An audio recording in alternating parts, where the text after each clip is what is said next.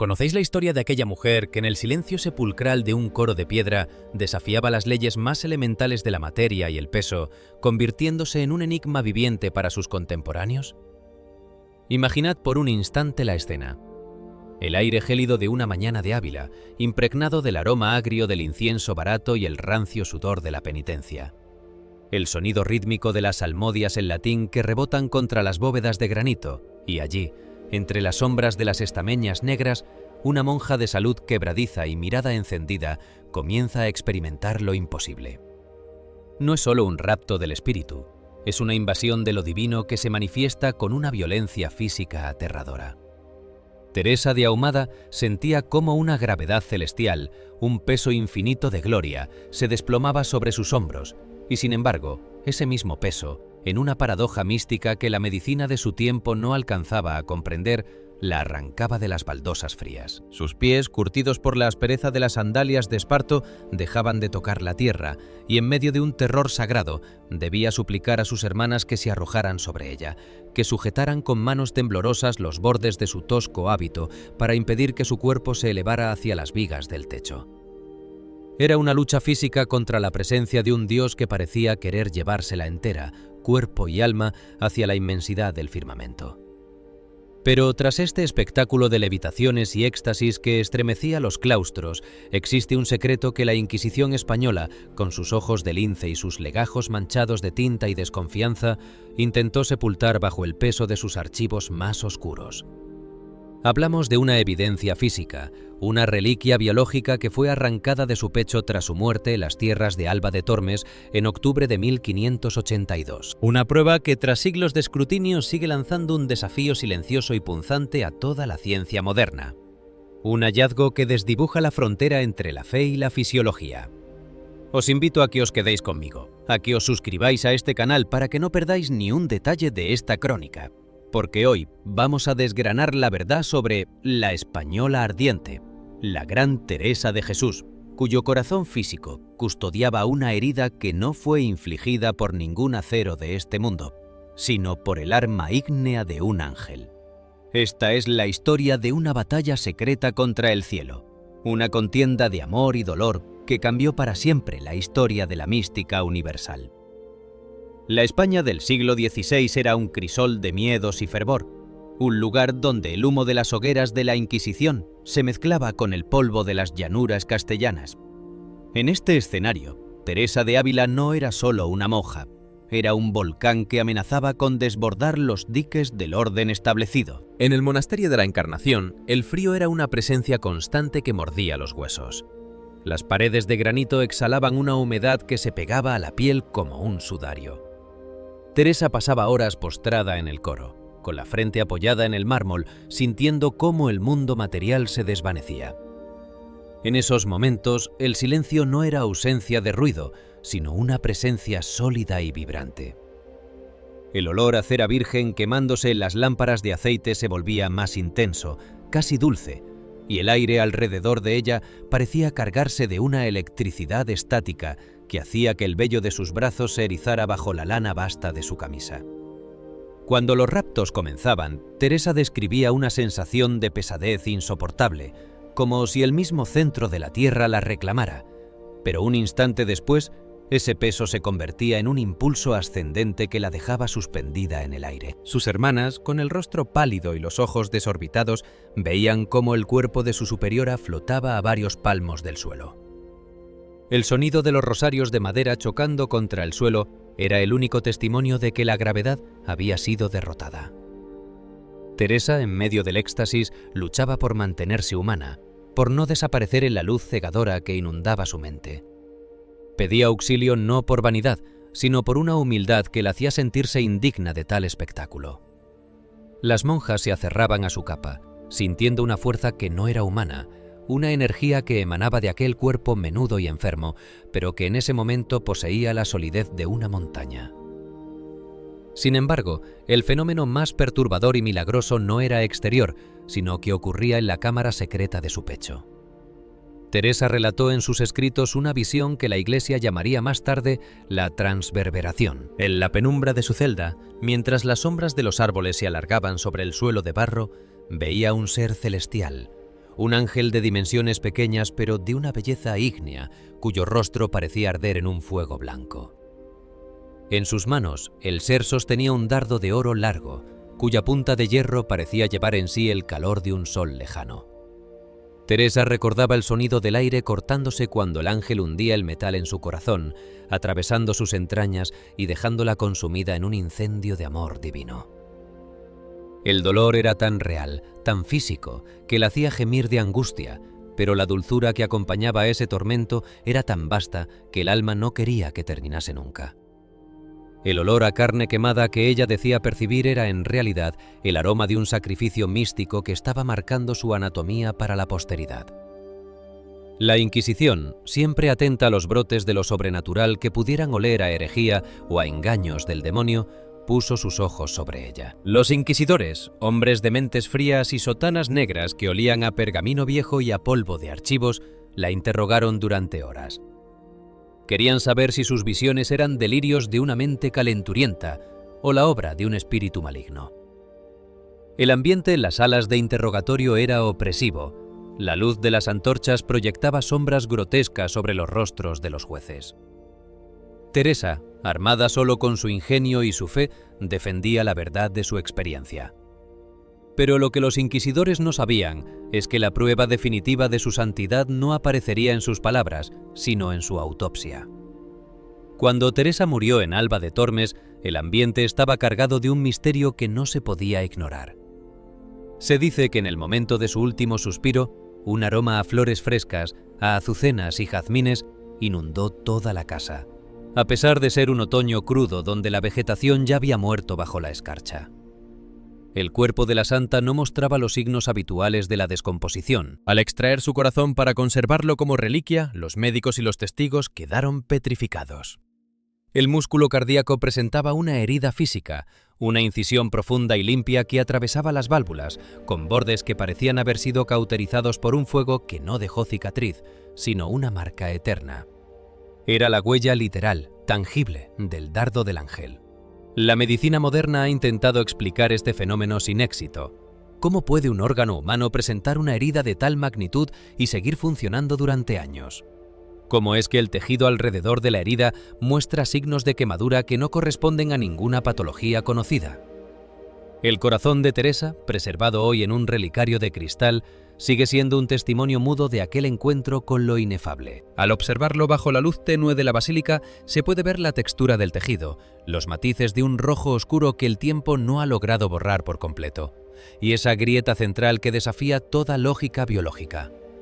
Es una herida que grita la existencia de una dimensión superior, un recordatorio de que la española ardiente no solo hablaba de Dios con palabras, sino que dejó que Él escribiera su voluntad con fuego directamente en su carne. Teresa de Jesús caminó por las tierras de Castilla con los pies llagados y el corazón incendiado. Fundó conventos bajo la lluvia y el sol, durmiendo sobre jergones de paja y comiendo poco más que pan y agua. En cada paso, el sonido de sus sandalias sobre la piedra recordaba su determinación inquebrantable de reformar la Orden del Carmelo. Quería silencio, quería pobreza, quería una entrega absoluta que no admitiera medianías. El olor a campo húmedo, a humo de encina y a lana virgen la acompañó en su misión de devolver la pureza a la vida religiosa. Pero en la intimidad de su oración, ella era la novia del absoluto, la mujer que se perdía en las profundidades de una unión mística tan intensa que su cuerpo físico apenas podía contenerla. Aquella herida en su corazón es el secreto mejor guardado de la mística española. Representa el punto exacto donde lo eterno penetró en lo temporal. Cuando el dardo de fuego atravesó su músculo cardíaco, no solo hirió a una mujer, abrió una brecha en la historia de la espiritualidad. Los documentos de la Inquisición, cargados de sospechas y juicios, quedaron en nada frente a la evidencia del milagro físico. La ardiente española demostró que la fe no es algo abstracto, sino algo que puede quemar, que puede elevar, y que puede dejar marcas físicas imposibles de ignorar. Incluso hoy, al visitar Ávila, cuando el viento sopla con fuerza desde la sierra y el olor a granito mojado llena las calles empedradas, se puede sentir la presencia de esa mujer menuda pero giganta. Se dice que en las noches de oración profunda, Todavía se puede escuchar en el coro de San José el crujir de las tablas cuando un cuerpo intenta despegarse de la tierra. La historia de Teresa es una invitación a mirar más allá de lo visible, a entender que dentro de cada uno de nosotros puede existir un volcán dormido, esperando ese dardo de fuego que nos transforme para siempre. Ella nos enseñó que la verdadera pesadez no es la de la carne, sino la de la ausencia de Dios, y que cuando Él se hace presente, incluso la piedra más pesada se vuelve tan ligera como el aire del amanecer. Esta es la verdad que los siglos han intentado domesticar, pero que la reliquia de su corazón sigue proclamando. Teresa de Jesús no fue solo una reformadora, una escritora de genio o una monja ejemplar. Fue la mujer que se atrevió a ser consumida por el cielo, la que permitió que su biología fuera reescrita por el amor divino. Su herida es nuestra esperanza, la prueba de que el contacto con lo sagrado es real y que deja una huella eterna. Al contemplar su legado, nos enfrentamos al misterio de una vida que se quemó por completo para iluminar el camino de los que vendrían después. Sus palabras, impregnadas de una sabiduría que brotó del dolor y el éxtasis, siguen resonando como un eco eterno. Nada te turbe, nada te espante, todo se pasa, Dios no se muda, solo Dios basta.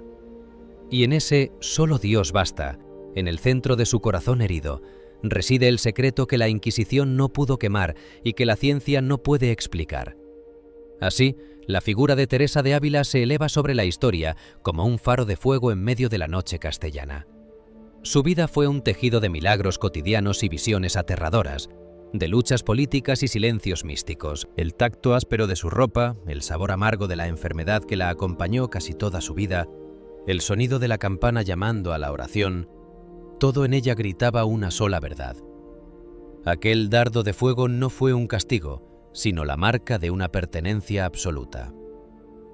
El corazón de la española ardiente sigue latiendo en el espíritu de quienes buscan la verdad con la misma intensidad, recordándonos que el cielo no está lejos, sino tan cerca que puede, en cualquier momento, atravesar nuestro pecho y dejarnos marcados para siempre con la señal del amor divino. Esta es la crónica de un alma que se hizo hoguera, de una mujer que voló sin alas y que murió de amor, dejando tras de sí un rastro de luz que ni los archivos de la Inquisición ni el paso de los siglos han logrado apagar. Su historia es el testamento de lo imposible hecho realidad en la carne de una santa que, incluso hoy, nos invita a elevar la mirada y a sentir el calor de ese fuego que nunca consume, pero que todo lo transforma. Al final, el secreto de Teresa es el secreto de la vida misma, que solo el amor tiene el poder de hacernos volar y de dejarnos al mismo tiempo con el corazón eternamente herido por la belleza de lo absoluto. No olvidéis que cada detalle de esta historia, desde el crujido de las baldosas bajo su peso divino, hasta la textura quemada de su músculo cardíaco, nos habla de una realidad que desafía nuestros sentidos. La vida de Teresa de Jesús es un laberinto de misterios donde cada esquina revela una nueva maravilla.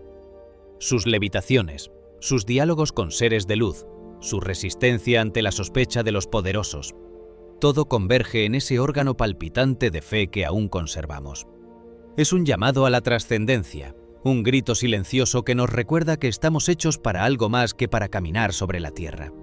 Estamos hechos para arder, para elevarnos y para ser transformados por el mismo fuego que marcó el corazón de la Santa de Ávila. Suscribíos para continuar explorando estas biografías épicas que revelan la cara más profunda y desconocida de la mística, porque la historia de la fe está escrita con la sangre y el fuego de seres extraordinarios como Teresa, la española ardiente. La España del siglo XVI era un imperio donde el sol jamás se ponía. Un reino de contrastes brutales donde el oro sangriento de las Indias llegaba en galeones de madera crujiente para financiar las catedrales de piedra eterna y al mismo tiempo alimentar las hogueras de la Inquisición. Era una época de claroscuros violentos, donde el aroma del chocolate exótico y las especias orientales se mezclaba en las estrechas calles de las ciudades con el olor acre del humo de los autos de fe. En este escenario de esplendor imperial y terror religioso, en la ciudad de Ávila, protegida por sus murallas de granito que parecían brotar de la misma tierra como un desafío al horizonte, nació Teresa de Ahumada, en el seno de una familia de la nobleza local. Su hogar era un santuario de linaje y honor, donde el tacto de los tapices flamencos, el brillo de la plata labrada y el aroma del sándalo y el azahar formaban el universo cotidiano de una niña destinada a las altas esferas de la sociedad castellana. Sin embargo, tras aquellos muros de piedra fría y techos de vigas de roble, se gestaba un espíritu que no se conformaría con los límites de lo terrenal. La infancia de Teresa transcurrió entre las leyendas de santos y los libros de caballerías que devoraba en secreto, alimentando una imaginación que ya entonces buscaba la intensidad de lo absoluto. El sonido de los cascos de los caballos sobre el empedrado de Ávila, el tañido constante de las campanas que marcaban el ritmo de una vida consagrada a las apariencias, y el frío castellano que se filtraba como una lengua de hielo por las juntas de las ventanas, fueron los testigos de su primer intento de martirio, cuando, siendo apenas una niña, intentó huir a tierra de moros para que la descabezaran por Cristo. Aquella sed de eternidad, sin embargo, se vio pronto sepultada bajo las sedas y los encajes de la adolescencia. Teresa creció convirtiéndose en una joven de una belleza deslumbrante, dotada de un ingenio afilado como una daga de Toledo y de una gracia natural que la hacía el centro de todas las miradas en los salones de la nobleza. El roce de los terciopelos sobre su piel, el perfume de las rosas frescas en los jardines de su padre y el murmullo de los galanteos y las risas cortesanas envolvieron su alma en un capullo de vanidad y confort. A los 20 años, impulsada por una mezcla de temor al juicio divino y el deseo de encontrar un refugio ante las presiones del matrimonio, Teresa cruzó el umbral del monasterio de la Encarnación. Pero aquel lugar, lejos de ser la celda de silencio y penitencia que uno podría imaginar, era en realidad un reflejo de la sociedad mundana de la que intentaba escapar. El monasterio era una extensión de los salones de Ávila, una jaula de oro, donde las monjas de linaje mantenían sus privilegios, sus criadas y sus aposentos privados decorados con el lujo de sus casas paternas. El sonido dominante no era el de la oración contemplativa, sino el crujir de los vestidos de seda bajo las capas negras, el tintineo de las cucharas de plata contra las tazas de porcelana fina y el incesante flujo de los chismes y las noticias que traían los visitantes a los locutorios. Teresa de Ahumada, ahora Sor Teresa, se encontró atrapada en un laberinto de rituales vacíos y comodidades asfixiantes. El aire en los locutorios estaba cargado de perfumes caros y del olor a tabaco de los caballeros que venían a conversar con las monjas más ingeniosas. Ella era la favorita, la mujer cuyo humor y conversación brillante atraían a la aristocracia de la ciudad. Sus manos, que luego se llagarían por el trabajo manual, sostenían entonces abanicos de encaje y delicadas cartas de correspondencia mundana. Pero mientras su risa resonaba en los claustros de granito, por dentro su alma estaba librando una batalla de una violencia inaudita. Sentía cómo su espíritu se desangraba entre las alfombras y las visitas. Cada vez que se arrodillaba en el coro para cantar los salmos en latín, el eco de las bóvedas le devolvía el vacío de su propia existencia. El olor de la cera de las velas y el incienso le resultaba amargo, una máscara que ocultaba la podredumbre de una fe que se estaba volviendo pura forma, puro teatro para los ojos del mundo. En aquella España, la mujer era un ser silenciado, una propiedad del padre o del esposo, cuya única función era el decoro o la crianza. Para una mujer, incluso pensar profundamente sobre los misterios de Dios era un acto de rebeldía que podía atraer la mirada gélida de los inquisidores. Teresa vivía bajo esta opresión doble, la de su género y la de su posición social. Se esperaba de ella que fuera una monja decente, una figura decorativa que rezara por las almas de los benefactores mientras disfrutaba de su chocolate y su correspondencia. Pero dentro de ella, un fuego invisible había comenzado a arder. No era un fuego suave, sino un incendio forestal que amenazaba con devorar todo lo que ella era. Sentía una sed física de Dios, un hambre que el pan del monasterio no podía saciar. La luz del sol que entraba por los vitrales de la capilla le recordaba su propia oscuridad interior. El roce de las sábanas de lino fino en su cama le quemaba la piel, recordándole que vivía una mentira de comodidad mientras su Señor había muerto desnudo en una cruz.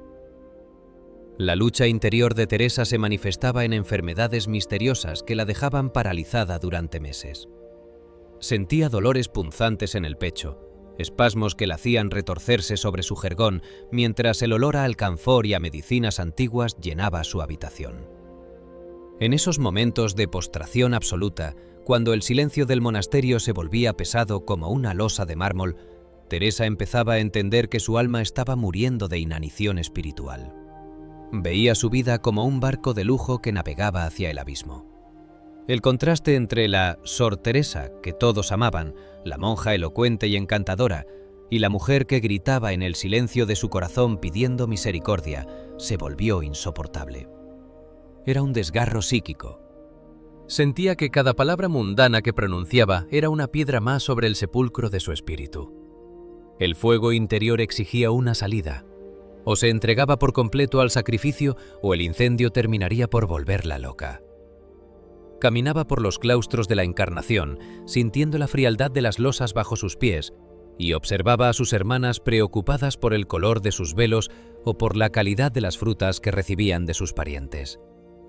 Aquella mediocridad le resultaba más aterradora que la misma muerte. El sonido de las risas en el jardín, el canto de los pájaros en los naranjos y la luz dorada de los atardeceres de Ávila se convertían en una tortura, pues le recordaban todo lo bello que Dios había creado y que ella estaba desperdiciando en una vida de medianías. El fuego invisible ya no podía ser contenido por las paredes de granito ni por las reglas relajadas. Teresa de Jesús estaba naciendo en el dolor, una mujer que se atrevería a desafiar no solo a su orden, sino a las leyes de su tiempo y a la gravedad misma. Se encerraba en su oratorio privado, un pequeño rincón donde el aroma a polvo y a libros viejos era su único consuelo. Allí, ante una imagen de Cristo cubierto de llagas, Teresa comenzó a desnudarse de su vanidad. El llanto era su oración más frecuente. Lágrimas que humedecían el suelo de madera y que lavaban, gota a gota, las capas de orgullo y de seda que la envolvían. Sentía que su alma era un castillo descuidado, lleno de maleza y de ruidos innecesarios, y que necesitaba hacer un silencio tan profundo que solo se escuchara el latido de la eternidad. La España de los autos de fe y de las conquistas imperiales no sospechaba que en una de las celdas más confortables de Ávila, una mujer estaba a punto de declarar la guerra a la mundanidad y de iniciar una revolución mística que haría temblar los cimientos de la Iglesia. El proceso de su conversión no fue un rayo repentino, sino una combustión lenta y dolorosa. Teresa sentía el peso de sus pecados de omisión como si fueran cadenas de hierro fundido. El sabor de la comida le resultaba ceniza. El sonido de la música sacra en el órgano le recordaba la armonía que le faltaba a su vida. Se miraba en los espejos que aún se permitían en el monasterio y no reconocía aquel rostro de dama noble. Buscaba una mirada que reflejara el incendio que le devoraba las entrañas. Aquella muerte de la alma que describía no era una metáfora. Era la sensación física de que su esencia se marchitaba entre los hilos de seda y las conversaciones banales. La española ardiente estaba llegando a su límite. Sabía que para vivir realmente, primero tenía que morir al mundo, a su nombre, a su linaje y a su propia belleza. El fuego invisible exigía el sacrificio total de la víctima, y Teresa, con el corazón latiendo con una fuerza que amenazaba con romperle las costillas, estaba finalmente preparada para arrojarse a las llamas de la santidad más absoluta o perecer en el intento. La jaula de oro estaba a punto de estallar, y de sus cenizas emergería la figura mística más poderosa de la cristiandad, una mujer marcada por el dardo de un ángel y por la ambición de no poseer nada para poder poseerlo todo. En el silencio de las noches de la Encarnación, cuando solo se oía el ulular del viento en las almenas de Ávila y el crujir de la madera vieja, Teresa permanecía en vela, sintiendo cómo el aire de su celda se cargaba con una presencia que la desbordaba. El olor a incienso que persistía de las vísperas se mezclaba con el aroma de su propia angustia. Miraba sus manos, manos de mujer noble, suaves y blancas, y sentía una repulsión santa hacia ellas. Quería que fueran manos de trabajadora, manos que cavaran la tierra, manos que sostuvieran el cilicio y la cruz sin mediaciones de terciopelo. Aquella contradicción entre lo que el mundo veía y lo que Dios le pedía era una herida abierta que no dejaba de sangrar. Estaba rodeada de gente, pero nunca se había sentido tan sola en la inmensidad de Castilla. La sociedad de su tiempo la vigilaba. Los confesores, con sus mentes cuadradas y sus miedos a la Inquisición, la instaban a que no se excediera en su devoción, a que siguiera siendo la monja agradable que todos conocían. Pero ella ya no podía volver atrás. El fuego interior había consumido los puentes. El sonido de la campana del monasterio, que antes era una invitación a la rutina, ahora era un grito de guerra para su espíritu. Teresa de Ahumada estaba desapareciendo, y en su lugar quedaba solo una sed infinita de absoluto. La seda se le hacía áspera, el oro se le volvía plomo, y la luz de Ávila, tan clara y tan dura, desnudaba la verdad de su vocación. O era de Dios por completo, o no era nada. Este era el umbral de su transformación, el momento en que la dama noble se convertiría en la andariega de Dios, la mujer que caminaría descalza sobre las piedras calientes de su propia purificación, llevando dentro de sí un incendio que ni los inquisidores ni los siglos lograrían apagar jamás. Cada rincón del monasterio de la Encarnación le recordaba su cautiverio voluntario. Los pasillos, donde el eco de las risas de otras monjas resonaba con una vacuidad hiriente, se le antojaban corredores de un purgatorio que ella misma había elegido. El olor de las ricas viandas que las hermanas preparaban para los días de fiesta, con sus almíbares y sus especias costosas, le producía una náusea espiritual. Teresa buscaba el sabor de la nada, el aroma del sacrificio que huele a cielo. La luz de las antorchas en las noches de vigilia proyectaba sombras grotescas sobre las paredes, y ella veía en esas sombras los demonios de su propia mediocridad, que intentaban retenerla en la comodidad de su estatus. Pero el fuego invisible era ya un rugido en su pecho. La batalla por su alma había alcanzado su punto de no retorno. No habría más pactos con la seda, no habría más diálogos con la vanidad. La española ardiente estaba lista para la inmolación, para dejar que su vida se convirtiera en una hoguera que iluminara la oscuridad de una iglesia que se había olvidado del fuego del Espíritu Santo. El tiempo de la Sor Teresa de los salones había terminado. El tiempo de la Teresa de los éxtasis y las fundaciones, la mujer que sería herida físicamente por el cielo, estaba a punto de comenzar bajo el cielo implacable de la vieja Castilla.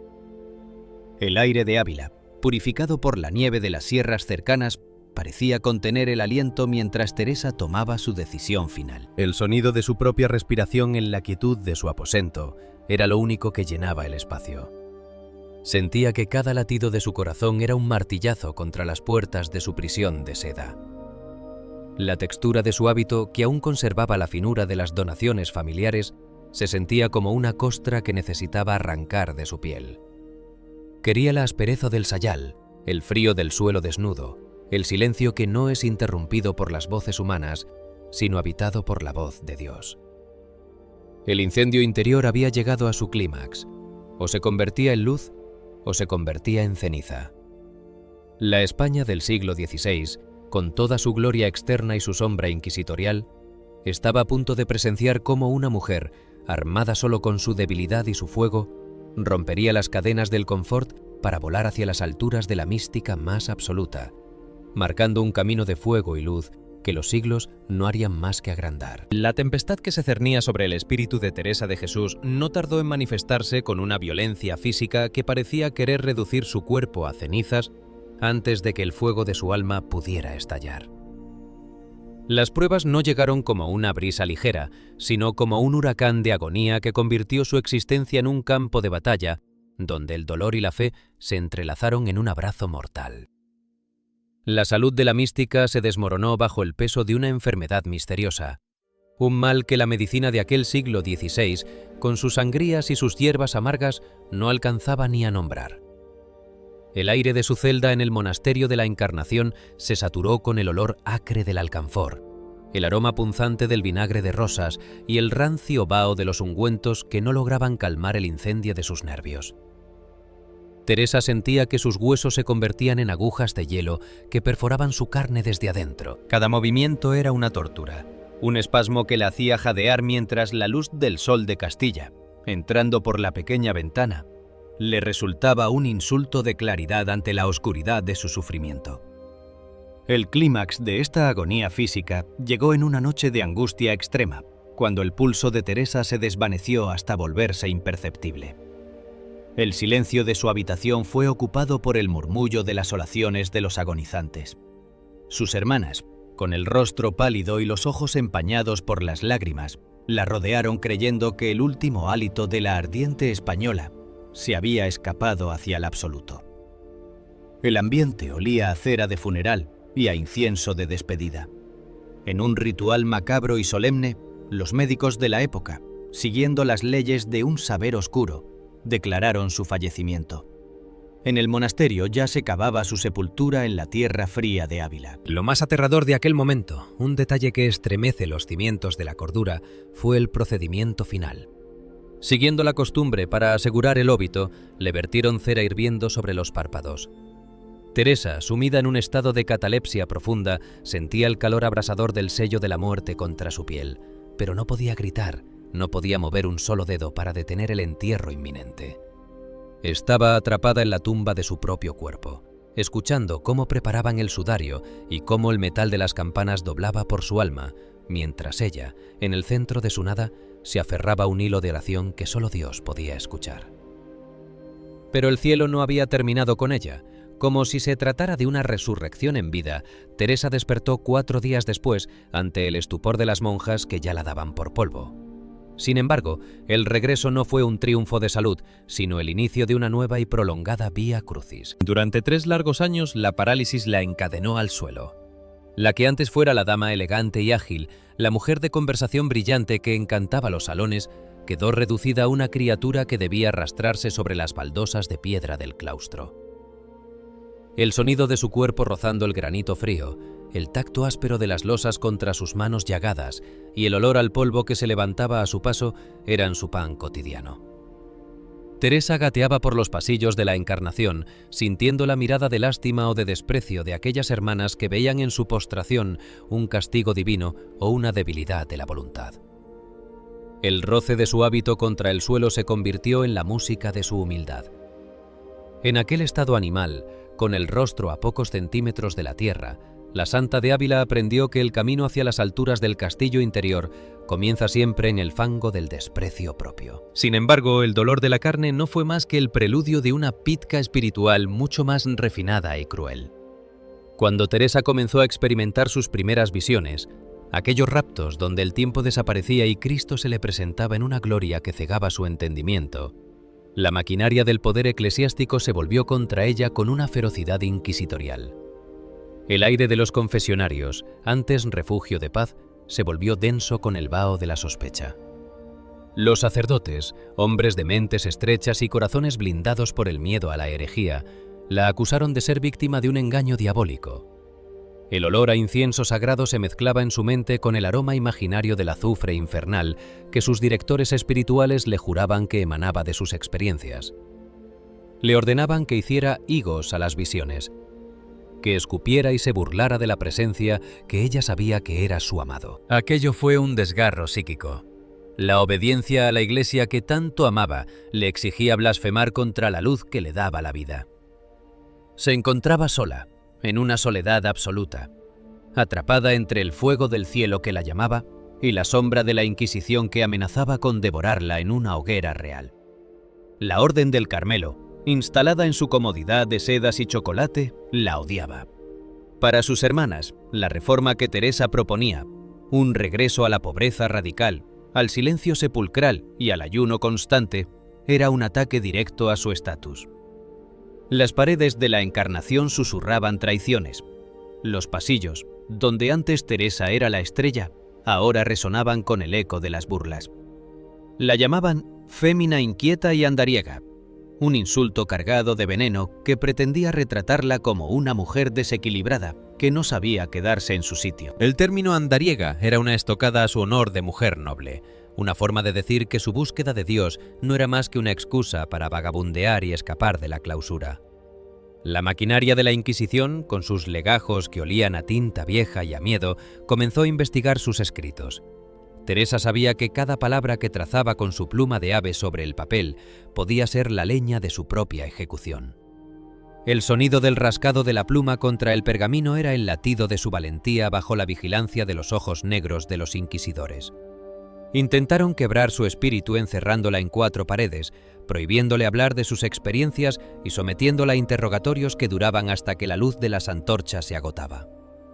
El aire de las salas de juicio era opresivo, cargado con el olor del sudor frío de la angustia y el polvo de los archivos que guardaban las sentencias de muerte de otros místicos. Los jueces, con sus rostros de piedra y sus voces que cortaban como el acero, buscaban una grieta en su discurso, una señal de que su fuego no era divino. Pero Teresa, incluso con el cuerpo tembloroso por la debilidad y el corazón encogido por el temor, mantenía una claridad de ingenio que desarmaba a sus perseguidores. Su respuesta era siempre el silencio, o una humildad tan profunda que parecía una burla a la soberbia de sus jueces. «Solo Dios basta», se repetía en el santuario de su mente, mientras fuera el mundo gritaba pidiendo su condena. El desprecio de su propia orden se manifestó en actos de crueldad cotidiana.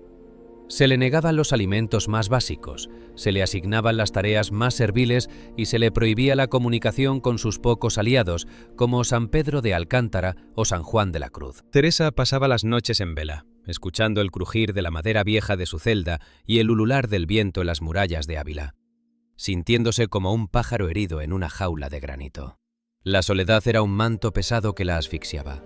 Sus visiones, que antes eran su consuelo, se convirtieron en un motivo de terror ante la posibilidad de que sus confesores tuvieran razón y estuviera siendo juguete del demonio. El sabor del pan seco se volvía ceniza en su boca. La luz de la luna, proyectando sombras deformes en los muros, le recordaba las hogueras de la Inquisición que quemaban en otras ciudades de España. Era la noche oscura, en su versión más cruda. La pérdida de la reputación, de la salud, del apoyo de la Iglesia y, por momentos, de la propia certeza de su cordura. Pero en el centro de aquel aislamiento forzado, en el silencio de su celda que olía a encierro y a oración desesperada, el fuego invisible se negaba a apagarse. Cada intento de silenciarla se convertía en una nueva página de sus obras maestras. El Camino de Perfección y el Libro de la Vida nacieron bajo la sombra del peligro. Escribía a escondidas, sintiendo el tacto rugoso del papel y el olor metálico de la tinta, sabiendo que sus palabras eran su único escudo. Aquella inquieta y andariega no caminaba con los pies, sino con el espíritu. A pesar de la parálisis pasada y del agotamiento presente, su mente recorría los castillos de diamante de la divinidad. El odio de sus detractores era el viento que avivaba las llamas de su resolución. Si la querían pobre, ella lo sería más que nadie. Si la querían callada, su silencio sería una música que ensordecería la vanidad de los conventos de lujo. Las pruebas físicas y espirituales habían moldeado a Teresa hasta convertirla en un diamante, capaz de cortar el acero del siglo XVI. El recuerdo de la cera hirviendo sobre sus párpados le recordaba que ya había muerto una vez y que no tenía nada que temer de la muerte final. El dolor de gatear por los claustros le había enseñado que la verdadera grandeza reside en el suelo. El escrutinio de la Inquisición le había dado la agudeza necesaria para distinguir entre la paja del ego y el oro de la mística. Estaba lista para su misión final, la fundación de San José y el inicio de la reforma del Carmelo Descalzo. No le importaba que el mundo entero se levantara contra ella. El aroma del cielo que percibía en sus éxtasis era más real que el olor del humo de las hogueras. La andariega de Dios estaba preparada para lanzarse a los caminos de España, con sus sandalias de esparto y su corazón transperverado, dispuesta a cambiar la historia con la única arma que sus enemigos no sabían combatir: el amor absoluto que nace del sufrimiento aceptado con una sonrisa. Teresa de Jesús, la mujer que fue quemada por la duda y azotada por la sospecha, estaba a punto de demostrar que una sola alma encendida en Dios es más poderosa que todos los ejércitos del imperio y que todas las sombras de la Inquisición juntas. El castillo interior estaba a punto de abrir sus puertas de cristal a través de las grietas de su cuerpo herido y su reputación destrozada. El aire de la noche en Ávila, denso y cargado de un frío que parecía emanar de las mismas entrañas de la tierra, envolvía el monasterio en un silencio que no era de este mundo. Dentro de la pequeña celda de Teresa, las sombras danzaban en las paredes de piedra tosca, proyectadas por la llama vacilante de una vela de sebo que se consumía lentamente, desprendiendo un olor rancio y familiar. La santa, con el cuerpo encogido sobre un jergón de paja que crujía ante el menor movimiento, sentía el peso de sus 50 años y de una salud que se desmoronaba como el adobe bajo la lluvia. Sus manos, nudosas por la artrosis y curtidas por el trabajo servil que ahora abrazaba con alegría, sostenían un crucifijo de madera vieja cuyo tacto áspero era su único anclaje a la realidad material. El aroma a polvo, a humedad de granito y a la lana basta de su hábito formaba el escenario de lo que estaba a punto de ser el estallido más violento y sublime de la mística cristiana. Fue en ese momento de quietud absoluta, donde el latido del corazón parece detenerse para escuchar el pulso de la eternidad, cuando el castillo interior de su alma abrió su última puerta. De repente, la penumbra de la celda no fue iluminada por el sol, sino por una claridad increada, una luz blanca y efervescente que no proyectaba sombras, sino que parecía absorber la materia misma. Teresa no vio un espíritu incorpóreo, sino una presencia física de una belleza que rozaba lo terrorífico. Ante ella se alzaba un ser celestial, un serafín de pequeña estatura, pero de una intensidad ígnea que hacía que el aire a su alrededor vibrara con un calor sobrenatural. El ángel no poseía la dulzura etérea de las pinturas cortesanas. Su rostro era una fragua de luz blanca, y sus ojos eran dos pozos de fuego que miraban directamente a través de la carne de Teresa hacia el núcleo mismo de su existencia. En su mano derecha, el ser sostenía un dardo de oro largo, pesado, cuyo metal brillaba con un resplandor que hería la vista. En la punta de aquel acero celestial, una pequeña llama ardía sin consumirse, una brasa de la misma zarza ardiente que Moisés contempló en el desierto. El sonido de las alas del ángel era como el susurro de 1000 hogueras alimentadas por el viento de la sierra. Teresa sentía que su cuerpo se volvía de cristal ante aquella presencia. El aroma de las azucenas y de los nardos celestiales, un perfume tan intenso que casi podía saborearse, inundó la estancia, borrando el olor a encierro y a enfermedad. El ángel no pronunció palabra, pues el lenguaje de los cielos es el acto puro. Con un movimiento lento y majestuoso, el serafín levantó el dardo de oro. Teresa veía el brillo del metal descendiendo hacia ella. Sentía el calor que emanaba de la punta ígnea aproximándose a su pecho, y por un instante el terror humano se mezcló con el deseo infinito de la víctima que se sabe elegida para el sacrificio. Entonces ocurrió lo inenarrable. El ángel hundió el dardo en el corazón de Teresa, atravesando el músculo cardíaco, penetrando las entrañas y llegando hasta la raíz misma de su alma.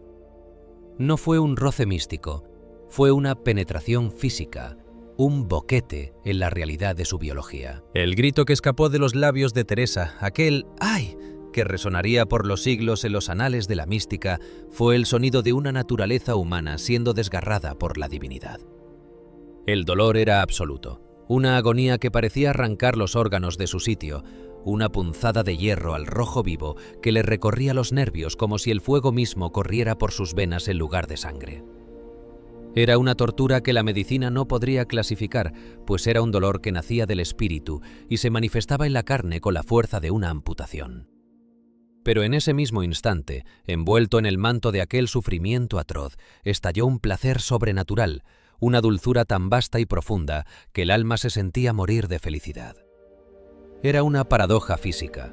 El corazón estaba siendo quemado y traspasado, y sin embargo, ese incendio era la vida más verdadera que Teresa había experimentado jamás. El ángel retiró el dardo, y Teresa sintió que se llevaba consigo sus mismas entrañas, dejándola vacía de sí misma y llena por completo del incendio de Dios.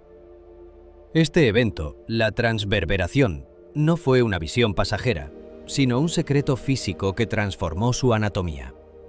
El dardo del ángel había dejado en ella una herida de amor que nunca cerraría.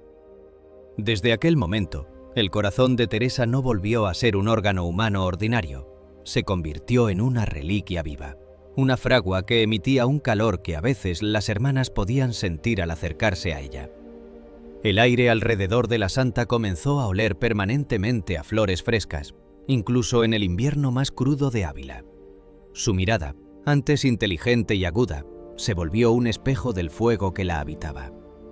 Todo rastro de la dama noble, de la Sor Teresa de los Salones, de la mujer que dudaba, fue calcinado en aquel encuentro con el serafín. El secreto de su preobraje residía en esa quemadura.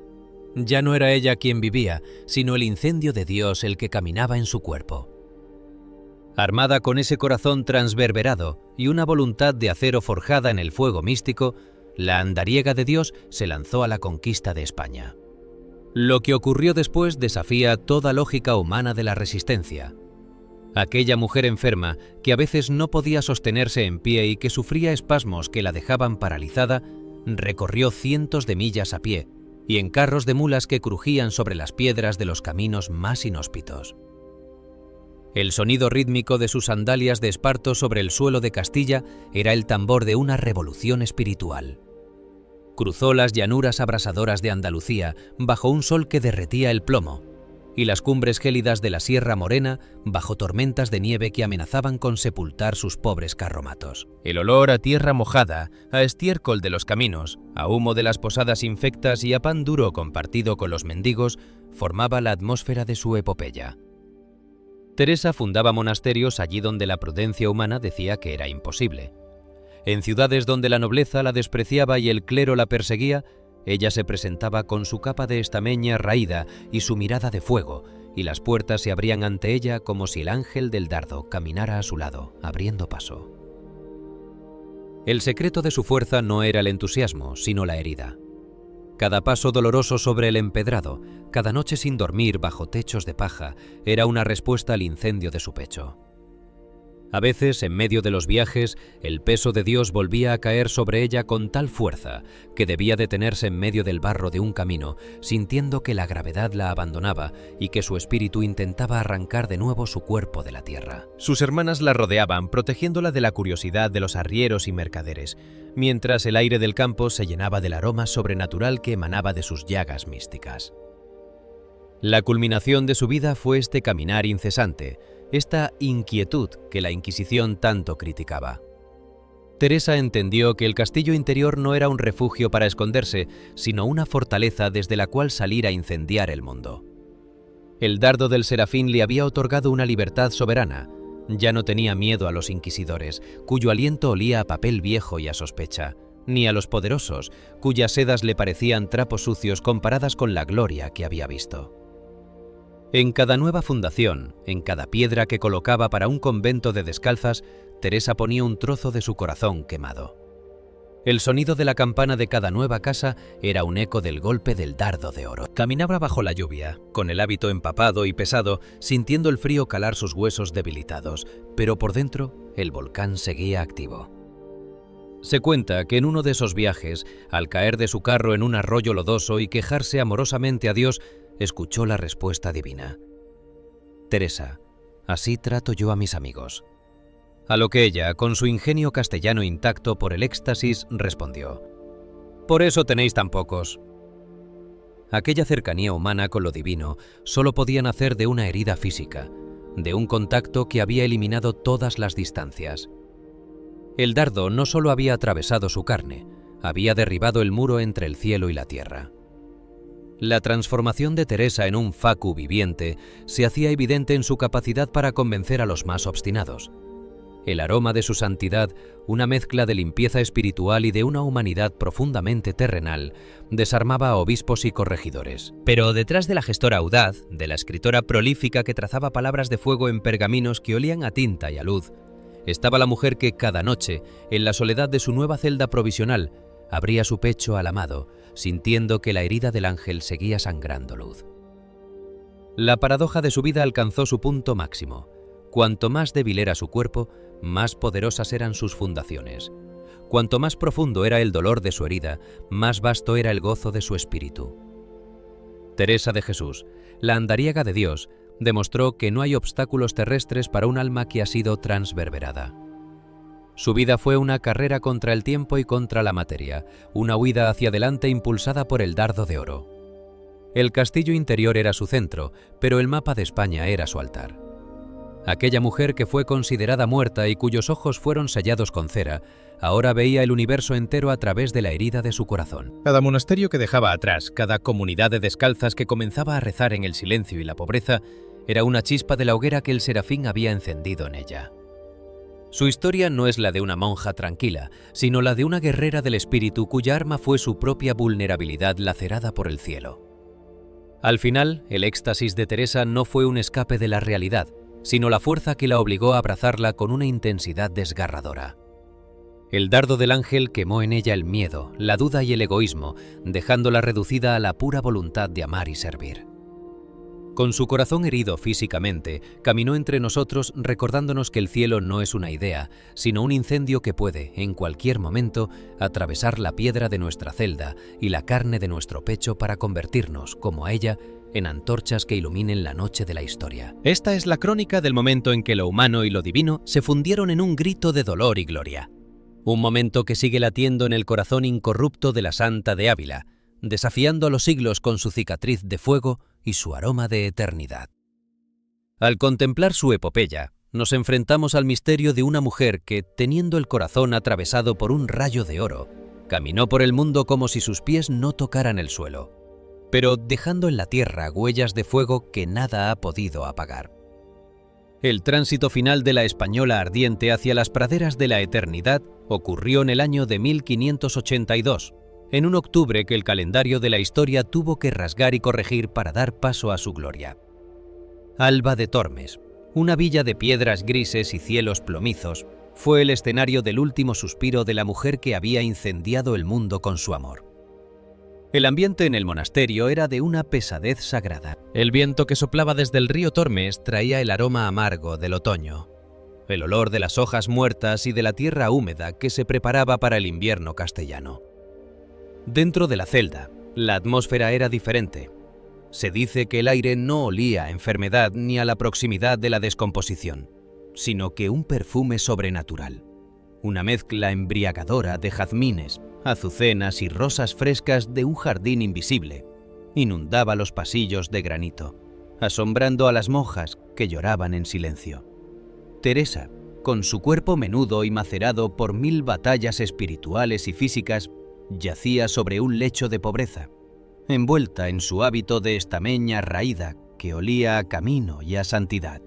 Su rostro, surcado por las arrugas de la sabiduría y el dolor, irradiaba una paz que no procedía de este mundo. Con sus últimas fuerzas, aferrada a un crucifijo cuyas maderas sentían el calor de sus manos febriles, pronunció aquellas palabras que eran el resumen de su existencia.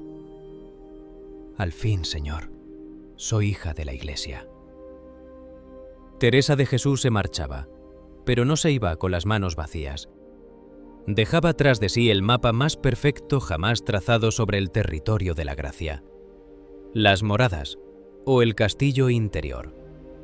Aquella obra, escrita con una pluma que parecía mojada en la luz de los mismos ángeles, presentaba el alma humana no como un rincón oscuro de pecado, sino como un castillo de diamante o de muy claro cristal, en cuyo centro reside el mismo Dios. El sonido del rascado de su pluma sobre el pergamino, que tantas veces había resonado en las noches de vigilia, se había convertido ahora en una música eterna. Teresa nos enseñó que dentro de cada ser humano existe un imperio de 7 mansiones, un laberinto de belleza y transparencia donde el espíritu puede peregrinar hacia su propio núcleo. Describió el olor de las fuentes de agua viva que brotan en el centro de ese castillo, el tacto de las paredes de cristal que reflejan la luz del sol de justicia, y el silencio habitado que se percibe en las moradas más profundas, donde el alma y el creador se funden en un matrimonio místico que desafía toda descripción humana. Sus palabras, impregnadas de un realismo psicológico que se adelantó siglos a su tiempo, siguen siendo el bálsamo de los buscadores de la verdad en un mundo de sombras y ruidos externos. Sin embargo, el reconocimiento oficial de su genio tardaría en alcanzar su cenit. No fue hasta 1970 cuando el Papa Pablo VI, bajo las bóvedas majestuosas de San Pedro en Roma, la declaró la primera mujer doctora de la Iglesia. Fue un momento de ruptura histórica, el reconocimiento final de que la sabiduría no tiene género y de que la voz de la española ardiente poseía una autoridad teológica que igualaba a la de los más grandes padres de la cristiandad. El sonido de los órganos romanos y el aroma del incienso vaticano celebraron entonces a la mujer que 4 siglos antes había sido vigilada y sospechada por los inquisidores. La andariega de Dios ya no era solo la Santa de Ávila o la reformadora de las descalzas, era la maestra universal de la oración, la mujer que había sistematizado el ascenso del alma hacia las cumbres de la mística con la precisión de un arquitecto y el fuego de una amante. Pero la prueba más física, más punzante y más aterradora de su secreto reside lejos de los altares de mármol y las encíclicas papales. Para encontrar la reliquia más estremecedora de la cristiandad, hay que viajar hasta la villa de Alba de Tormes, entrar en la penumbra de su iglesia y elevar la mirada hacia un relicario de cristal y plata que brilla bajo una luz tenue y reverente. Allí, dentro de un cofre transparente, se custodia el corazón físico de Teresa de Jesús. Lo que el espectador contempla no es un resto seco y polvoriento por el paso del tiempo. Tras más de 400 años, el músculo cardíaco de la santa se conserva con una frescura que desafía todas las leyes de la biología y la medicina forense. No ha sido embalsamado, no ha sido tratado con químicos, simplemente se niega a sucumbir al abrazo del polvo. El color de la carne, un rojo oscuro y denso, conserva la solidez de lo que todavía parece latir en otra dimensión. Pero el detalle que deja sin aliento a científicos y fieles por igual es la herida física que se aprecia con una claridad brutal en el centro del órgano. Es una incisión horizontal, profunda, con bordes que parecen haber sido cauterizados por una llama invisible en el momento exacto de ser producida. Es la huella literal, tangible y carnal del dardo del serafín. El secreto que la Inquisición sospechó y que el arte de Bernini inmortalizó en mármol está allí, bajo el cristal, convertido en una evidencia biográfica que no admite dudas.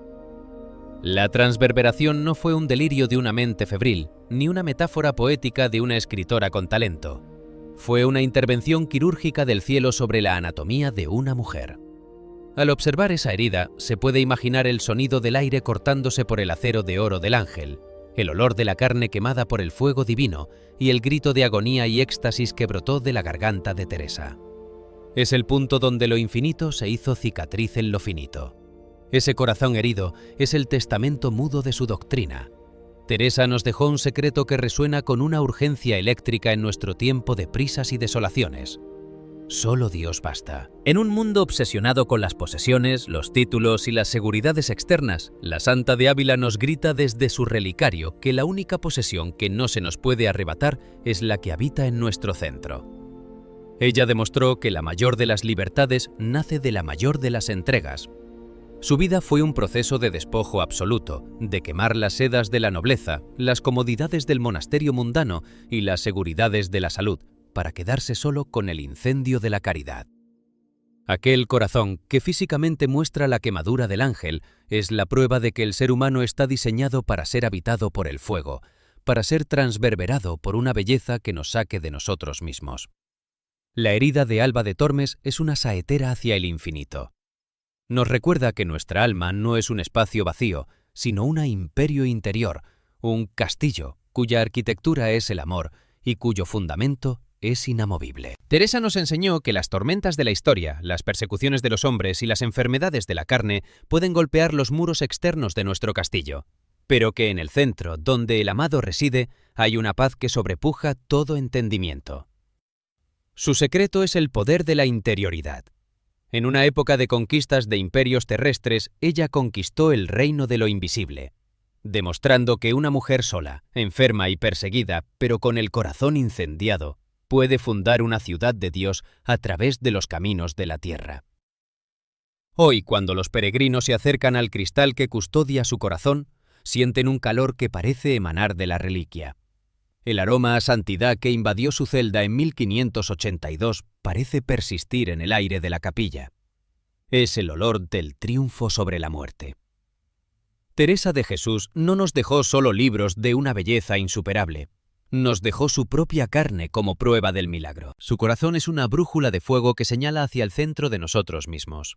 Nos recuerda que cuando todo parece perdido, cuando las sombras de la duda nos envuelven y los verdugos de la mediocridad intentan silenciarnos, solo necesitamos mirar hacia adentro.